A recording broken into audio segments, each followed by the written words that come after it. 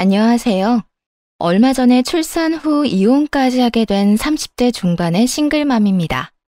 이렇게 사연글을 쓰게 된 이유는 정말 기가 막히고도 어이없는 인간들 때문인데요.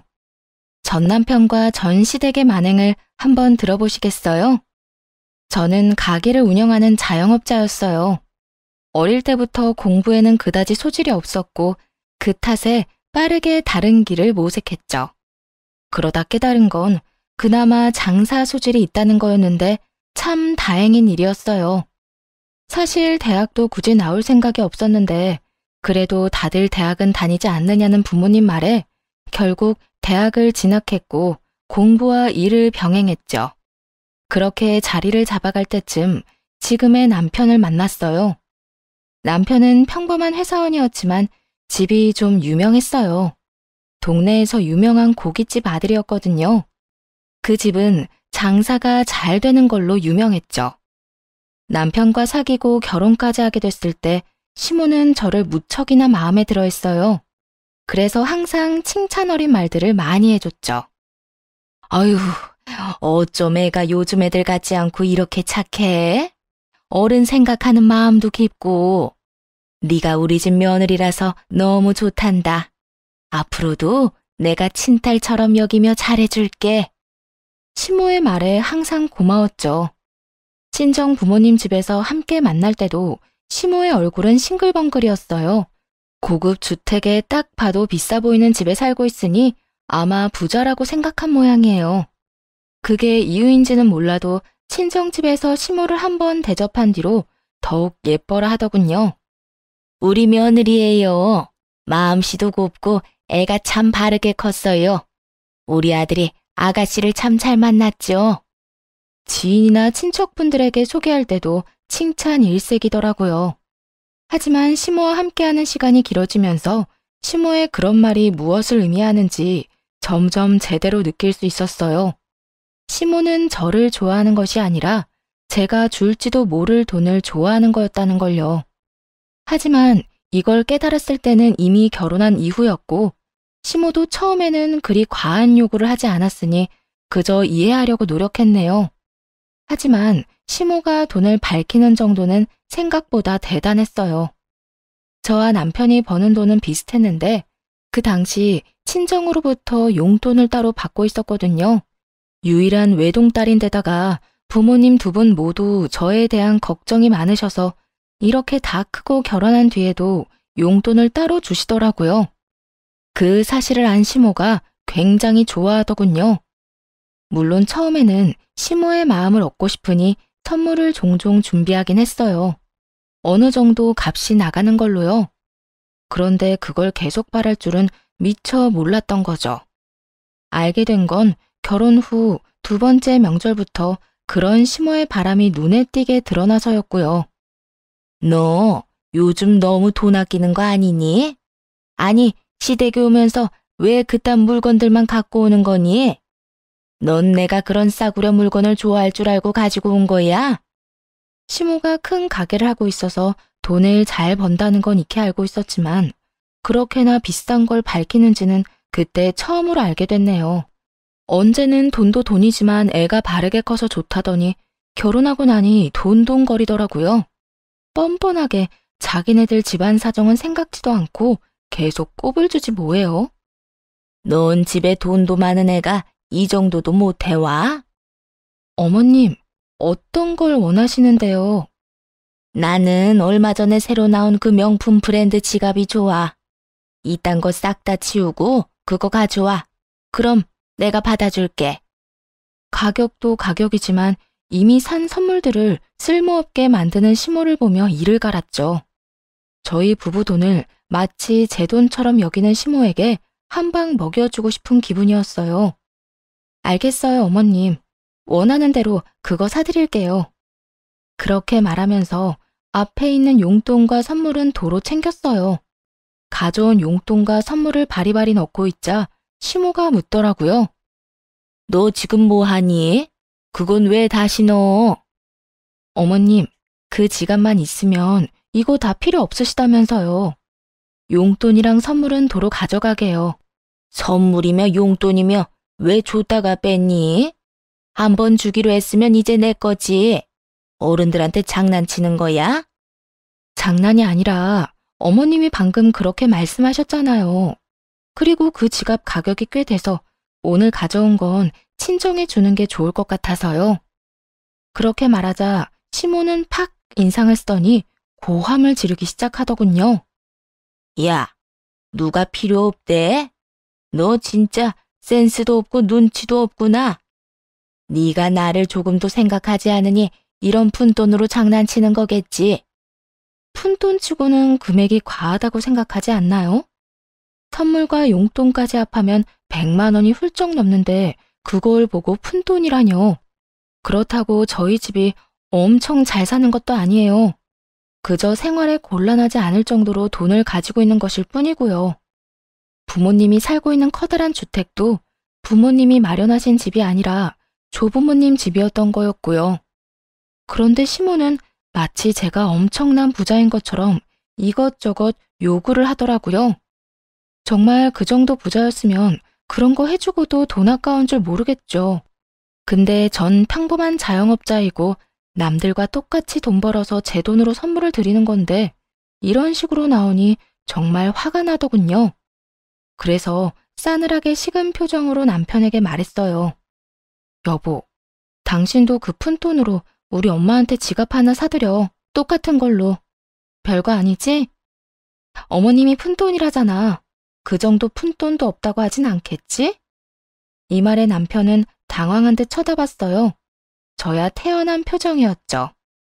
그런데 시모가 남편 대신 엄청 화를 내더라고요. 예, 너 점점 갈수록 웃긴다. 네가 뭔데 우리 아들한테 그런 걸 시키니? 그리고 그런 것 다 성의야, 성의. 너희 친정에서 잘해줬으면 우리 아들도 어련히 해줬겠지. 왜 그런 걸 강요해? 강요는 어머님이 하셨죠. 성의가 중요하다고 하실 거면 어머님 아들이야말로 저희 친정집에 그 푼돈보다는 훨씬 더 많이 성의를 보여줘야죠. 매달 받아 쓰는 용돈도 생활비로 다 나가는데 그렇지 않나요? 그렇다고 어머님이 저희한테 용돈을 주시진 않잖아요. 그래도 그렇지. 그런 걸 남편한테 다 떠넘기면 어떡하니? 너는 생각이 있는 거야, 없는 거야? 그리고 집도 잘 사는 애가 그 정도 돈 가지고 왜 이렇게 발끈하는 거야? 어머님이 모르시나 본데 저희 돈 따로 각출해서 양가 부모님 용돈도 드리고 선물도 사드려요. 근데 어머님 덕분에 저희 명절에 매번 나가는 돈 규모가 커졌거든요. 그게 무슨 말이야? 네 돈으로 우리한테 이런 거 해주는 거 아니었어? 제가 그런 큰 돈이 어디 나서 해주겠어요. 어머님한테 이렇게 해드리는 것도 친정에 해드리는 거 줄여서 해드리는 거예요. 어머님이 200만 원 넘는 성의를 요구하셔서 친정 부모님은 50만 원 정도밖에 안 되는 성의를 받으시거든요. 그렇게 이야기하며 시모를 째려봤죠. 좋게 보고 싶어도 도무지 안 되더라고요.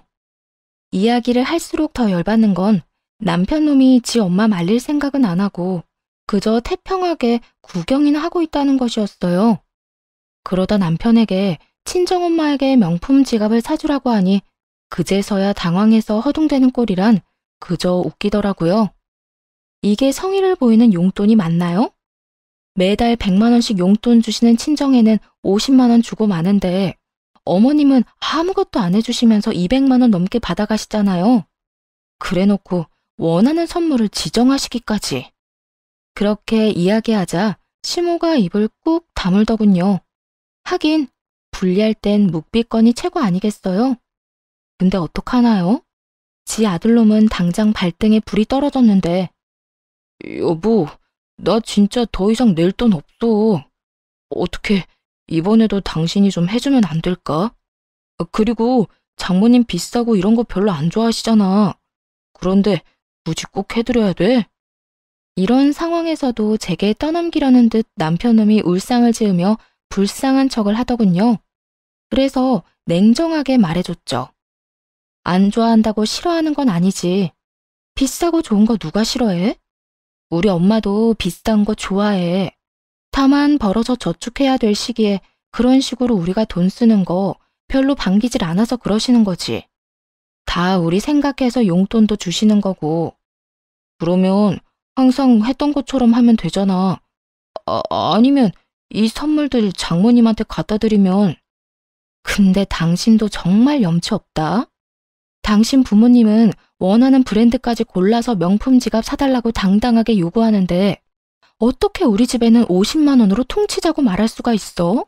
한두 번도 아니고. 내가 언제 퉁치자고 했어. 그냥 장모님이 그런 거 안 좋아하시니까 안 하는 게 낫지 않냐고 물어보는 거지. 그럼 당신 어떡할래? 둘 중에 하나 골라. 친정이랑 시댁 규모를 맞출 거면 어머님 걸 줄이는 게 나을까? 아니면 친정에 주는 걸 늘리는 게 나을까? 양가 똑같이 하게 되면 너도 그만큼 더 내야 돼. 지금도 내가 더 내고 있잖아. 왜 그렇게 빡빡하게 물어? 이때까지 잘했잖아. 그냥 그렇게 하면 되지. 그렇게 할 수 없도록 어머님이 말씀하시잖아. 여태껏 뭐 들었어? 이해가 안 돼? 아니면 내가 여기까지 이 사태를 끌고 왔다고 말하고 싶은 거야? 아니지. 너희 어머님이 갑자기 명품 요구해서 여기까지 온 거잖아. 저를 탓하려는 듯 입을 삐죽이는 남편놈을 보고 열이 받아서 시모를 뚫어져라 쳐다보며 말했죠. 아들은 그 푼돈이 없어서 아끼려고 이렇게 아등바등인데 어머님은 며느리 돈이라는 생각에 참 쉽게 쓰셨나 보네요. 앞으로도 그렇게 요구하세요. 더 큰 걸 요구할수록 저도 남편에게 더 많이 돈 내라고 요구할 테니까요. 그 이야기에 시모가 입술을 꽉 물더군요. 분리할 때마다 나오는 버릇인가 보죠. 그걸 보니 체증이 좀 내려가는 기분이었어요. 솔직히 이쯤 되면 그만하라고 말할 줄 알았거든요. 아니면 패배 선언이라도 할 줄 알았는데 시모는 전혀 가타부타 말이 없더라고요. 머릿속에서 이리저리 저울질하는 모양이었죠. 그래서 시모가 선택하기 쉽도록 남편에게 칼자루를 쥐어주기로 했어요. 어머님이 당신 힘든 건 생각도 안 하시나 봐. 그럼 앞으로는 당신도 돈 더 내야겠네. 일단 200만 원부터 내봐. 명품 지갑 사러 가야지. 그 말까지 듣고서야 남편 놈도 움직이더군요. 엄마, 우리 결혼한 지 얼마 안 됐고 지금 돈 모아야 할 때거든? 이런 비싼 거 요구하는 거 좀 자제해줬으면 좋겠어. 나도 돈 별로 없고. 솔직히 장모님은 이런 거 안 바라셔. 그분은 그런 거 없어도 교양 있어 보인다고. 엄마는 아무리 비싼 걸로 꾸며봐야 어차피 고깃집 아줌마잖아. 야, 너 말 다 했어? 그 고깃집으로 너 대기업 보냈어. 이게 어디서 지금 엄마 무시하는 말을 해? 그러니까 좀 작작 좀 하시라고요. 아니, 적당히 좀 해야지. 이게 뭐야? 아들 대기업 보냈다고 가죽까지 벗겨먹어서 명품으로 휘두르고 다닐 작정이에요? 적나라하고도 필터 없이 솔직한 남편놈의 말에 시모의 얼굴은 벌겋게 달아올랐고 그제야 됐다며 다 치우라고 하더군요. 됐어. 다 치워. 너희들이 주는 거 내가 앞으로 받나 봐라. 여보, 됐어. 이제 명절에 우리 집엔 안 해도 되니까 돈 적게 내도 되지? 분위기라고는 요만큼도 읽을 줄 모르는 남편놈이 해실해실 웃으며 이야기하는데 저도 모르게 박수치며 웃을 뻔했지 뭐예요? 역시 상대방을 조용히 만들려면 약점을 건드려야 직격타인 것 같더라고요. 눈치는 더럽게 없고 별 생각도 없는 남편놈 덕에 그 뒤로 시모의 돈 요구는 확실히 줄었어요. 그렇지만 순환이 이대로 끝난 건 아니었어요. 오히려 한층 더 어둡고 짜증나는 식으로 진행됐죠. 시모와 그 사건이 있은 후에 임신했다는 사실을 알게 됐거든요. 빨리 시부모에게 이야기하고 싶었지만 얼마 전 그리 좋은 분위기가 아니었다 보니 바로 오픈하지 못했죠. 친정에는 이 좋은 소식을 먼저 전해드렸고요. 엄마, 나 이제 곧 엄마 돼. 우리 애기 이제 8주야. 뭐? 정말? 잘 됐다. 이렇게 빨리 애가 생기다니. 엄마가 너무 느긋하게 생각하고 있었나 보네. 조리는 친정에서 할 거지? 엄마 힘들게 어떻게 그래. 자주 애기 데리고 갈 테니까 조리는 조리원에서 할게요. 너무 서운해하지 말고. 다 엄마 생각해서 하는 말이야. 내 맘 알죠? 친정엄마는 몸이 많이 약한 분이세요. 만성적인 무릎 통증이며 혈액순환 장애로 고생하시는데 그런 어머니에게 산후조리라는 힘든 일을 시킬 수는 없었죠. 하지만 만약 그때로 돌아가서 고를 수만 있다면 고민 없이 어머니를 택할 거예요. 이런 일들이 벌어질 줄 알았다면요. 이때 친정엄마는 서운해하면서도 축하한다고 인사해줬어요. 그런데 그날 이후로 친정이 부산스러워지더라고요. 이사 준비를 한다고요. 깜짝 놀랐죠. 그 주택에서 부모님이 계속 살 줄 알았거든요. 어디 마음에 안 드는 게 있거나 관리하기 힘들었나 보다 하는 생각을 했죠. 친정엄마가 그 집 관리하기 힘들다고 말한 적이 몇 번 있었으니까요. 차라리 같은 평수라면 아파트로 가고 싶다고요. 저야 주택이 더 좋았지만요. 친정 부모님이 이사 준비에 바쁜 이때부터였을 거예요. 시모가 저를 보는 눈빛이 달라졌다는 게 피부로 느껴지더라고요. 지난 명절에 명품 지갑 사건 이후로 시모가 저를 곱게 보지 않는다는 건 알고 있었지만 더 나아가서 아예 눈빛이 감시하는 것처럼 바뀌었더군요. 시모가 저런 식이니 애를 임신했다고 직접 전하기가 좀 꺼려질 정도였으니까요. 그 소식을 남편에게 말해달라고 부탁했을 정도면 말 다 한 거 아닌가요? 남편은 정말 아무 생각 없이 시댁에 가서 임신 소식을 전하고 왔더라고요. 그런데 그날 이후부터 남편도 뭔가 대면대면하게 변한 것 같은 기분이 들었어요. 이상하다 싶었지만 시모에게 싫은 소리라도 들었나 싶었죠. 그런 일이 한두 번도 아니었고 그 당시 신경 쓸 건 그거 하나뿐만이 아니었거든요. 친정에 임신한 걸 밝히고 한 달쯤 뒤에 친정엄마가 잠깐 보자며 저를 부르는 일이 있었어요. 호텔 레스토랑이었는데 약속 시간 맞춰 나갔죠. 그런데 그 자리에는 부모님 말고도 웬 남자 하나가 있더라고요. 딸, 인사해. 우리 집 리모델링 맡아주실 업체 사장님이셔. 사장님은 생각보다 젊은 분이었어요. 인사를 하고 앉으며 물었죠. 엄마는 엄마네 집 공사하면서 왜 딸을 불렀어? 아, 맛있는 거 사주려고? 아니, 엄마 작은 평수로 이사 가는 곳은 이미 리모델링이 다 된 집이라 조금만 고치면 돼. 이분은 너희 집 고쳐줄 분이시지. 엄마 살던 큰 주택 네가 들어가서 살아 앞으로. 엄마랑 아빠가 주는 출산 선물. 어때? 서프라이즈 다 왔어? 이 아빠가 아무리 생각해도 말이지. 우리 딸이 지낼 집인데 거기서 살 사람 의견도 중요할 것 같아서 부른 거야. 식사하고 나서 두 사람이서 잘 이야기해서 집 예쁘게 고쳐서 써. 알았지? 정말 깜짝 놀랐어요. 그 집을 줄 거라고는 생각도 못 했거든요. 어릴 때 할머니, 할아버지와 함께 3대가 그 집에서 같이 살았던 적도 있어서 꽤 정이 많이 붙은 집이었는데 그걸 선물로 준다니 감동이었죠. 그것 때문에 작은 평수로 이사 간 거야? 그렇게 안 해도 되는데. 그럼 명이라도 아빠랑 나 반반할까? 그것도 좋은 생각이지. 대신 너희 집 팔고 나서 생긴 돈에서 우리가 준 돈은 다시 돌려줘야 하는 거 알지? 계산은 바르게 해야지. 당연하죠. 걱정 마. 그거 팔고 아버지가 그때 지원해준 돈 꼭 다 갚고 들어갈게요. 고마워요, 아빠, 엄마. 너무 행복했어요. 그렇게 행복을 곱씹으며 밥을 먹고 인테리어 직원분이랑 커피숍에서 이야기까지 끝냈죠. 원하는 옵션을 이야기하고 바로 생각이 안 나는 부분은 다음 주에 다시 만나 상의하자고 이야기하고 나왔어요. 그렇게 나오면서 생각했죠.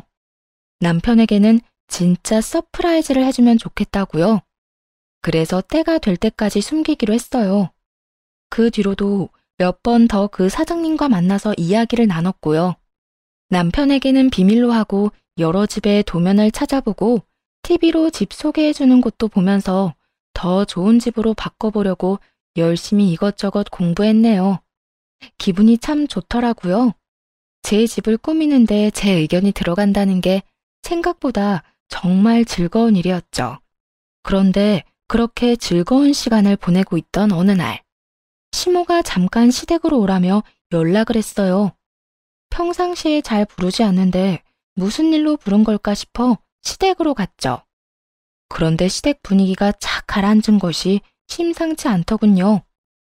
남편도 그 자리에 있기에 남편 옆에 가서 앉았어요.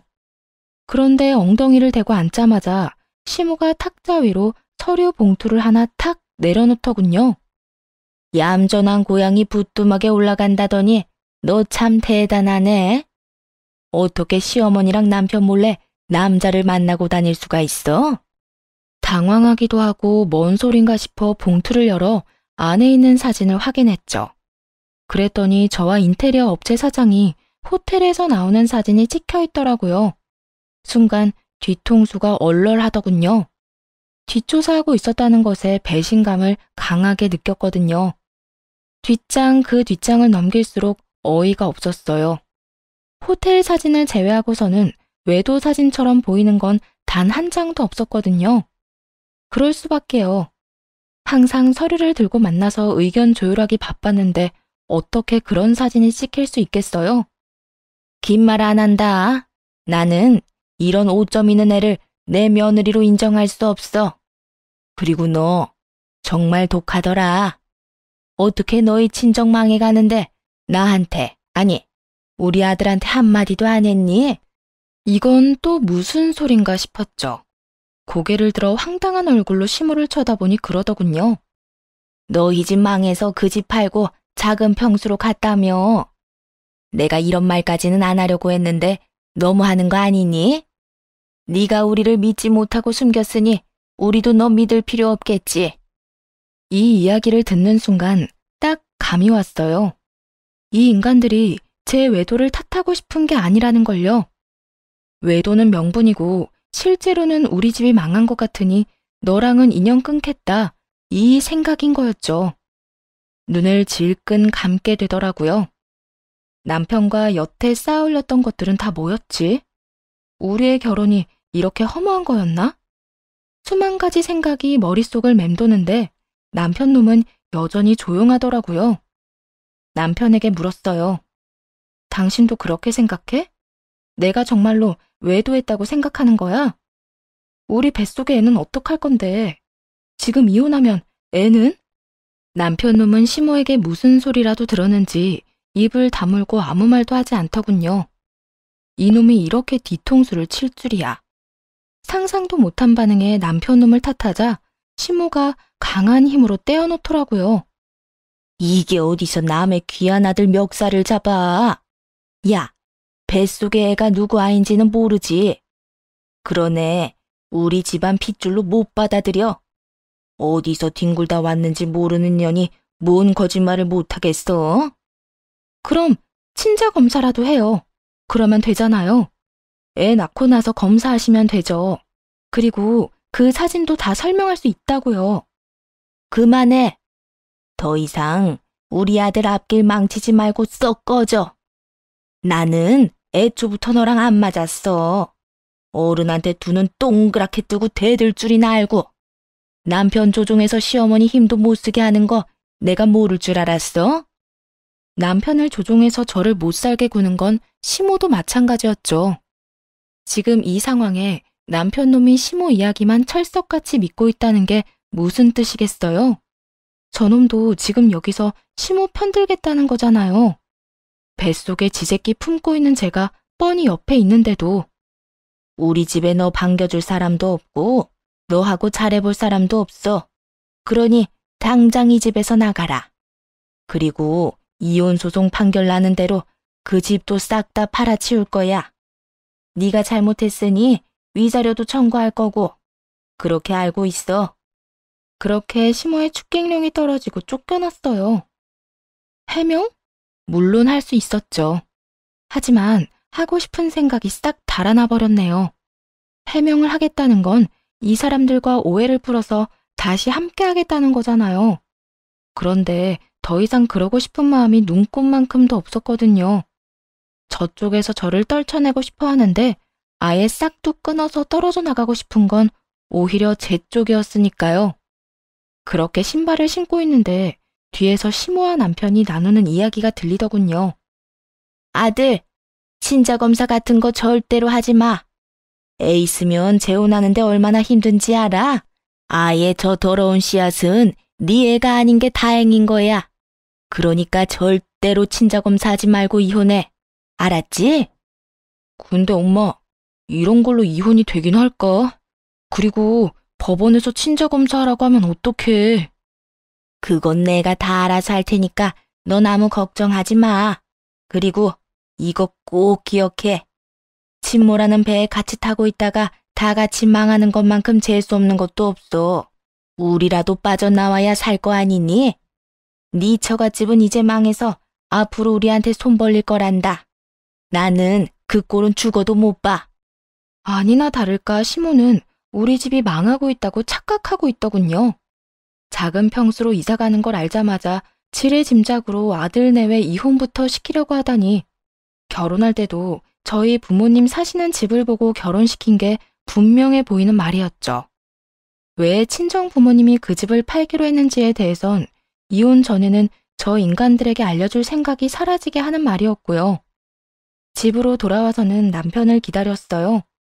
마주치고 싶지 않았는지 아주 늦게 오더군요. 잠도 자지 않고 기다리고 있던 저를 본 남편이 한숨을 푹 쉬더군요. 당신 정말로 나랑 헤어질 생각이야? 어머님 없을 때 말해봐. 이거 네 생각도 어머님이랑 똑같아? 뱃속의 아기는 생각 안 해? 아, 이야기 다 끝났는데도 또 꺼내야 되겠어? 솔직히 먼저 수상한 행동한 건 당신이 맞잖아. 너 그 말도 안 되는 외도 사진 믿는 거야? 내가 그 사람하고 팔짱을 꼈어? 뭘 했어? 앉아서 이야기만 나눴을 뿐이잖아. 그러니까 왜 호텔까지 갔었냐고. 뭐 더 이상 이야기하고 싶지도 않고 난 그냥 네가 좀 편하게 이혼해줬으면 좋겠는데. 너 진짜 나중에 후회하지 말고 지금 잘 생각해. 정말 이혼할 거야? 너랑 나랑 결혼한 지 이제 막 3년이야. 뱃속에 아기도 있고. 그런데 이 웃기지도 않은 사진 한 장 때문에 이혼한다고? 너 그것 때문에 이혼하자는 거 아니잖아. 그것 때문에 이혼하는 거 맞아. 그럼 내가 왜 이혼하자고 하겠어? 지가 뭔 생각하는지 눈에 빤한데도 남편 놈은 시치미를 뚝 떼더군요. 어머님이 또 바람 불어 넣었겠지. 우리 집 망했대? 그래서 빨리 손절하래? 돈 나올 구석 없으니까 빨리 헤어지라고? 무슨 소리야. 그런 거 아니거든. 어쨌든 난 이혼해야겠으니까 그렇게 알고 있으라고. 집요하게 묻자 평온하던 남편 놈은 눈에 띄게 당황하며 아니라며 손사래를 치더군요. 남편이 그렇게 회피하듯 자리를 떠나버리고 결심했죠. 이혼하고 이 인간들에게 절망을 보여주겠다고요. 그렇게 이혼 소송이 진행됐어요. 그런데 그 기간 동안 정말 웃기지도 않는 일이 벌어졌죠. 시모가 주변에 소문을 엄청 내놨더라고요. 제가 외도했기 때문에 헤어지는 거라고요. 이미 소문은 퍼질 대로 퍼지고 와전돼서 소문 속 저는 꼬리 9개 달린 구미호가 되어 있더라고요. 사귄 남자는 수도 없이 많으며 재산을 노리고 결혼했다는 이야기까지 나돌았죠. 그걸 아시곤 친정 부모님은 역정을 내셨어요. 이혼한다고 했을 때도 부모님이 이렇게까지 화를 내시진 않았거든요. 오히려 왜 적극적으로 해명하지 않았냐면서 더 강하게 말했어야 한다고 그렇게 말씀하시곤 하셨는데 이번에는 그 질이 다르잖아요. 저지르지도 않은 외도를 저질렀다는 소문이 파다하게 퍼지니 친정 부모님도 완전 열이 받으신 거죠. 너희 시어머니 도대체 뭐 하는 짓이니? 언제는 조용히 이혼해달라면서. 그런데 이제 와서 이런 식으로 헛소리를 퍼뜨려? 이 인간들이 진짜. 엄마, 그냥 놔둬요. 이혼하면서 자기들이 무슨 짓을 저질렀는지 똑똑히 알려주면 되니까. 근데 엄마한테 부탁할 거 있는데 들어줄 수 있어요? 무슨 부탁? 네가 원하는 건 엄마가 다 들어줄게. 우리 딸 홀몸도 아닌데 출산 준비에 이혼 준비까지. 엄마, 요즘 너 보고 있으면 슬퍼. 솔직히 그 인간들하고 더 이상 같이 할 마음 없으니까 이혼하는 거야. 나한테 좋은 일이고. 시어머니가 소문 퍼뜨린 사람들 좀 찾아봐줘. 단톡방 문자 내역 같은 거 있으면 좀 보내달라고 해봐요. 그렇게 하나하나 증거를 모았죠. 이혼이 시작되자 시모와 남편은 호텔 사진 한 장으로 저를 불륜녀로 만들었더군요. 그렇지만 당연하게도 제 핸드폰 내역에는 그 사람과의 어떠한 외도 증거도 나오지 않았고, 사진도 호텔에서 찍힌 그 사진 딱 한 장 가지고는 외도가 증명되지 않았어요. 시모와 변호사에게 톡톡히 말했죠. 그 사람은 저희 친정 부모님 집 리모델링 해준 업체 사장님이세요. 친정엄마가 만나서 조율하기 힘들어서 제가 직접 만나 의견 조율하고 집 리모델링에 참여했고요. 그러면서 시모가 찍은 사진 몇 장 중에 설계도가 비춰진 부분을 확대해서 증거로 보여줬어요. 저희가 만날 때마다 탁자 위에 펼쳐놓은 건 집 설계도면이고요. 호텔에서 찍힌 것도 레스토랑에서 부모님과 함께 있던 거 확인 다 됐는데도 저를 모함만 해요. 유책 배우자는 제가 아니라 남편과 시댁이죠. 없는 죄를 만들어 이혼시키려고 하니까요. 결국 제 외도는 증거 불충분으로 받아들여지지 않았지만 남편 놈과 시모는 수긍하지 않았어요. 그리고 이내 제 뱃속의 아이가 자기 아이가 아니라며 친권과 양육권까지 포기하겠다고 말하더군요. 나는 친권, 양육권 다 필요 없어. 그리고 그 뱃속의 아이가 내 아이가 아니라고 확신해. 나는 외도로 낳은 아이를 내 아이라고 인정 못해. 당연히 변호사들은 당황했죠. 혼인 기간 중에 낳은 아이는 본래 남편의 자식으로 인정이 되거든요. 근데 남편이 그걸 부정하고 있는 데다가 아이가 태어나지도 않아서 친자 검사를 할 수도 없는 상황이었어요. 그래서 이렇게 말했어요. 네 자식이 아니라고 생각한다면 그렇게 생각해. 나도 이 아이 당신 자식이 아니고 내 자식으로 키울 거니까. 여기서 두 번 다시 아이에 대해 어떠한 권리도 주장하지 않겠다고 맹세해. 법적으로 아이에 관한 걸 모두 포기한다고 하라고. 변호사는 애를 출산하고 나서 이혼하는 게 좋겠다고 했어요. 임신 중에 소송하면 친권과 양육권을 다투지 않는다고요. 그 바람대로인지 아이는 소송 중에 세상 밖으로 나왔네요. 시모와 남편 놈은 애를 보지도 않았죠. 어차피 이혼 소송을 하며 친권과 양육권도 가져오기로 생각했으니 상관없었지만요. 남편 놈의 면접 교섭권을 포기하라고 했고 대신 남편 놈은 양육비를 지급하지 않겠다고 했죠. 저도 그 사항에 합의했어요. 어차피 저 인간 자식으로 키울 생각도 없었고 재혼이라도 하면 친양자로 입양하는 방법을 써서라도 남편과 아이 관계를 완전히 끊어내게 만들 생각이었거든요. 그리고 남편은 그 모든 권리를 포기하기로 합의했고요. 한 줌의 후회도 없어 보이더라고요. 그렇게 이혼 소송이 끝나고 리모델링도 완성됐어요. 친권과 양육권에 대해서도 판결이 나왔죠. 남편은 친권, 양육권을 포기했고 제가 다 받아가는 것으로요. 애를 포기하면서 면접 교섭권까지 포기하더군요. 애 보러 오라는 말도 하지 말라는 뜻처럼 느껴져 기분이 굉장히 더러웠어요. 그리고 판결 난 날 바로 짐을 쌌어요. 리모델링이 된 집으로 들어가기로 했거든요.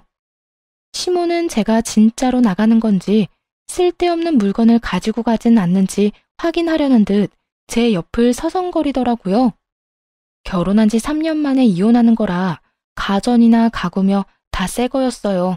그래서 그건 다 가지고 가기로 했죠. 혼수는 제가 다 해왔거든요. 그렇게 이 사업체 사장님이 오셔서 집 주소를 한 번 더 확인할 때였어요. 시모가 옆에서 그 집 주소를 듣고 있다가 의아한 듯 그러더군요. 그 집 너희 친정엄마 집 아니었니? 근데 왜 네가 그 집으로 들어가? 거기 팔았던 거 아니야? 그래서 너희 부모님은 작은 평수로 옮겨간 거 아니니? 아닌데요? 저희 부모님이 출산 선물로 리모델링해서 주기로 한 거예요. 출산에 맞춰서 청소까지 끝나서 들어가는 거고요. 이혼했으니 이제 저랑 애랑 둘이서 살겠죠. 뭐? 너희 집 망한 게 아니었어? 넌 그런 걸 왜 말 안 했어? 그럼 그 집 명의가 설마 네 거야? 네, 아버지랑 공동 명의로 할까 고민 중이에요. 아쉽네요.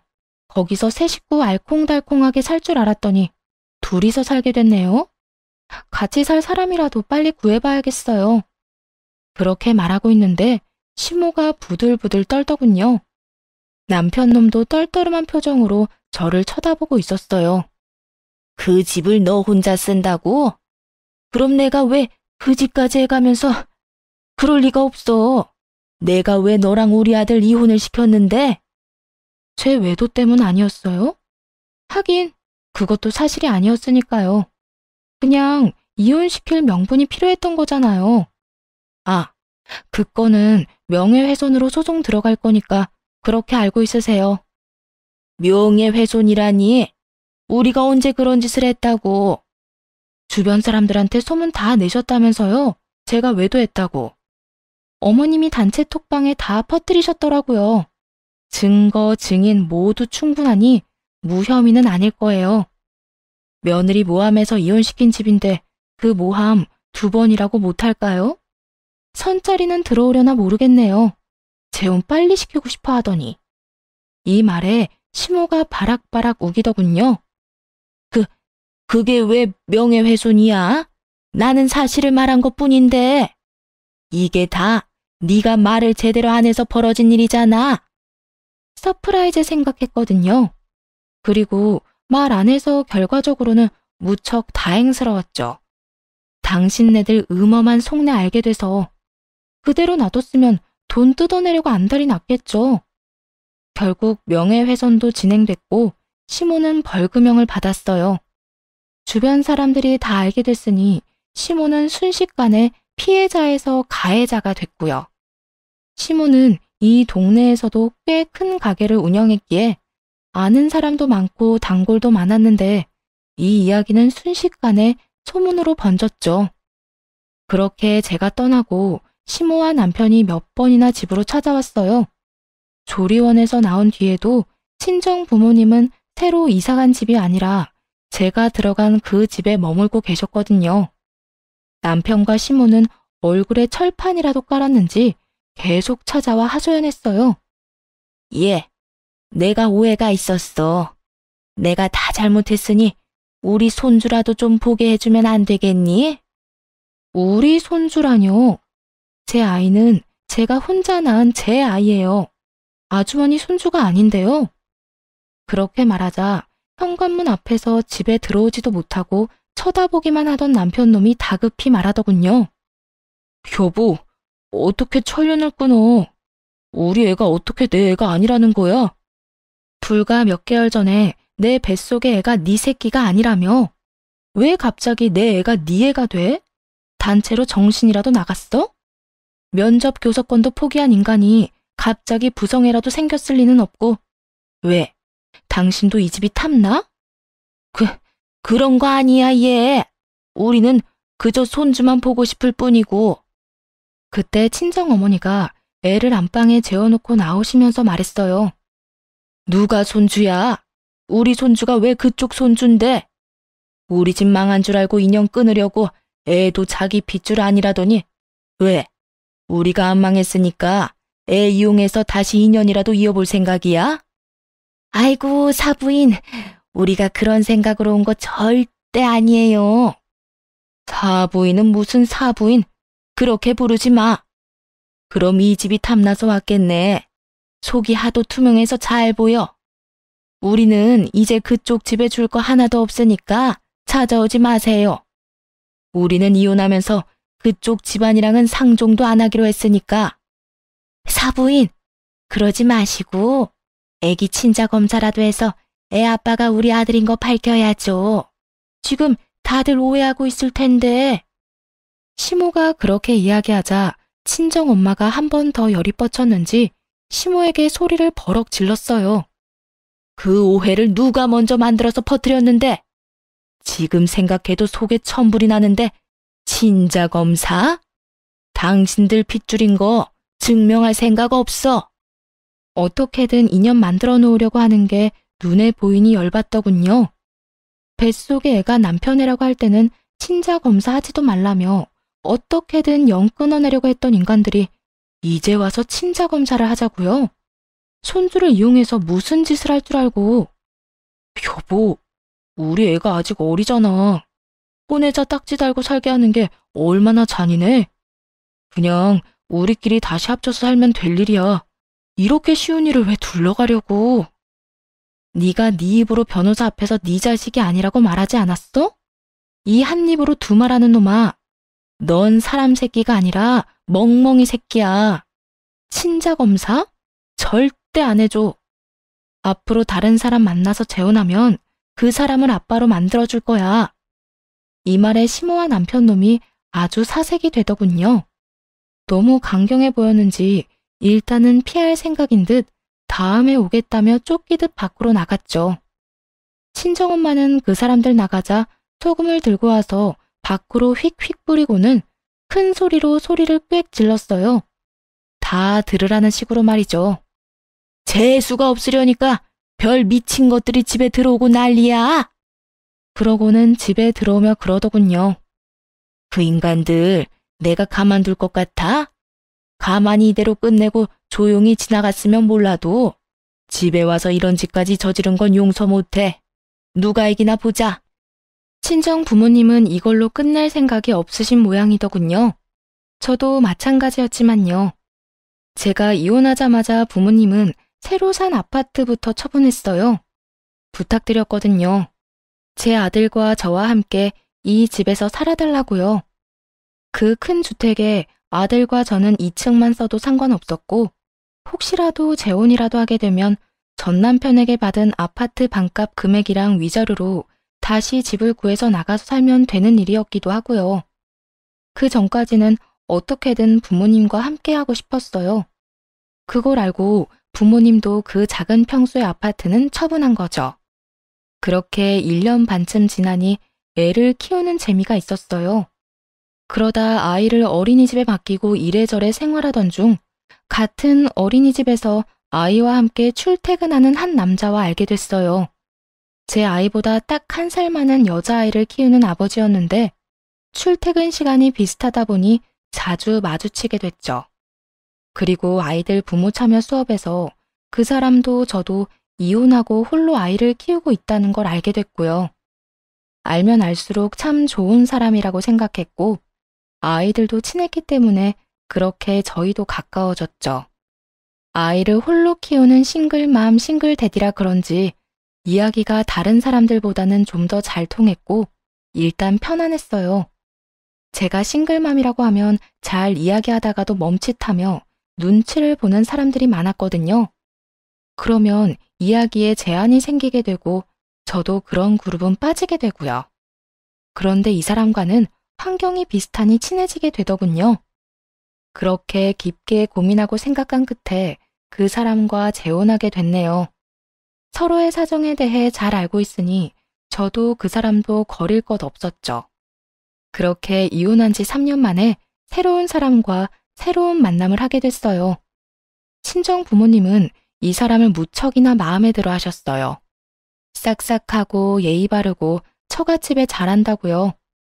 재혼한 남편의 부모님은 일찍 돌아가셔서 시댁이라고 할 만한 것도 없었죠.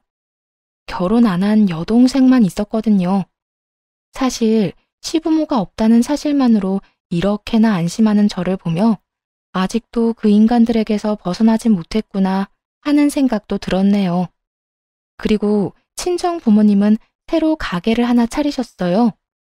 전 시모가 운영하던 가게 옆에다가요. 그것도 똑같은 고깃집으로 말이죠. 어머니가 생각보다 시모에게 갚고 싶은 게 많았던 모양이었어요. 저는 이제 제 인생을 찾아가고 있었는데 엄마에게는 여전히 현재 진행형이었던 거죠. 어느 날 전 시모와 마주쳤는데 그날은 재혼한 남편과 두 아이를 데리고 친정엄마 가게에 고기를 먹으러 간 날이었어요. 그런데 옆집인 전 시댁 가게는 아주 한산하더군요. 알고 보니 엄마가 가게 열고부터 그쪽 집으로는 사람 발길이 뚝 끊겼대요. 전 시모가 저를 발견하더니 와서 하소연하더군요. 얘, 너희 엄마 좀 말려봐. 이러다 우리 가게 완전 폐업하게 생겼어. 오픈한 건 그렇다 쳐. 그런데 그렇게 공격적으로 할인 행사를 하면, 아니, 도대체 우리는 어떡하라는 거야? 저한테 말씀하셔도 제가 해드릴 수 있는 게 없어요. 가게는 어머니 소관이고 어떤 방침을 쓰던 저랑은 상관없으니까요. 저는 남편이랑 애들하고 그냥 같이 밥 먹으러 온 것뿐이에요. 남편? 너 벌써 재혼을 했단 말이야? 우리 아들은 지금 아무도 못 만나고 이혼남으로 혼자 지내고 있는데? 네, 참 좋은 사람이에요. 누구랑은 다르게 욕심도 없고 무엇보다 시부모님도 안 계시거든요. 제 아들도 자기 아들처럼 살뜰히 잘 보살피고요. 걔는 우리 손주야. 비는 못 속인다고. 그때 친정엄마가 나타나서는 시모에게 소리를 질렀어요. 누가 누구 손주야? 앞으로 그딴 헛소리 짓거리면 고소할 거야. 남의 딸 억울하게 흠집을 내놓고서는 이제 와서 우리 딸한테 뭘 부탁하는 거야? 염치가 있어? 나는 당신네들 망할 때까지 안 끝낼 거야. 친정엄마가 단단히 마음을 먹었더라고요. 그렇게 전 시모를 쫓아내고는 재혼한 남편, 아이들은 친정 부모님과 즐거운 시간을 가졌죠. 밥도 맛있게 먹고 사진도 찍고 즐겁게 놀았네요. 전 시모는 씁쓸한 표정으로 이쪽만 바라보고 있었고요. 하긴 얼마나 아깝겠어요? 이 모든 걸 자기들이 가지고 있을 수 있었을 텐데요. 아니, 그대로 뒀다면 다 자기들 것이었겠죠. 그런데 잘못된 선택으로 결국 스스로를 망하게 만들었으니 결국 전 시모는 몇 주 지나지 않아 가게를 폐업했더라고요. 엄마에게 물어봤어요. 근데 장사도 엄마보다 더 오래 해서 단골 손님도 많을 텐데 왜 폐업까지 하게 됐어?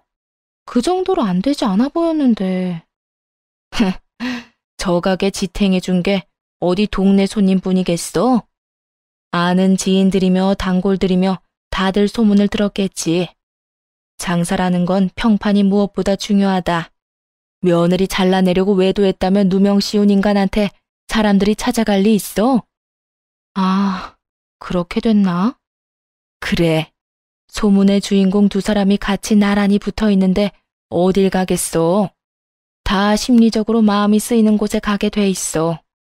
이미 저 인간은 명예훼손으로 벌금형까지 받았으니까 사람들이 은연중에 멀리하고 싶은 거겠지. 지가 다 뿌린 거야.